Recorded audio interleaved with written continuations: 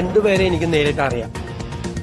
മുഹമ്മദ് ഹുസൈനെ, അബ്ദുൽ സലാമിനെ. ഒടുവിൽ കുറ്റസമ്മതം നടത്തി അല്ലേ? കടവിലെ MDMA കേസ് പ്രതികളെ അറിയാമെന്ന് സമ്മതിച്ചിരിക്കുന്നു മുഖ്യമന്ത്രി VD സതീശൻ.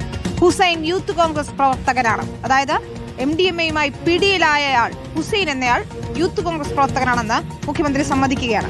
നവകേരള യാത്രയ്ക്കെതിരായ പ്രതിഷേധത്തിൽ പരിക്കേറ്റപ്പോഴാണ് ഹുസൈൻ ആദ്യമായി നേരിൽ വിളിച്ചതെന്നാണ് മുഖ്യമന്ത്രി അവകാശപ്പെടുന്നത്.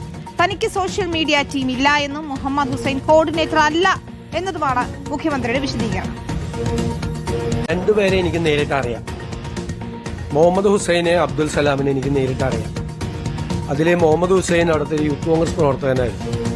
ഞാൻ ആദ്യമായിട്ട് അദ്ദേഹത്തിനെ ഫോണിൽ വിളിക്കുന്നത് നവകേരള സദസ്സുമായിട്ട് അദ്ദേഹത്തിന് പെരുമ്പാവൂരിൽ കുറുപ്പുംപടി MGM സ്കൂളിന് മുമ്പിൽ വെച്ച് ക്രൂരമായ ലാത്തിച്ചാർജിൽ പരിക്കേറ്റ അദ്ദേഹം കിടക്കുന്ന സമയത്താണ്.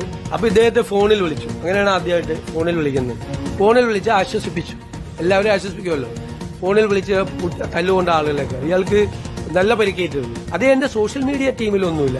എനിക്ക് പ്രതിപക്ഷ നേതാവായിരിക്കുമ്പോഴും സോഷ്യൽ മീഡിയ ടീമില്ല, ഇപ്പോഴും സോഷ്യൽ മീഡിയ ടീമില്ല. ഞാനൊരു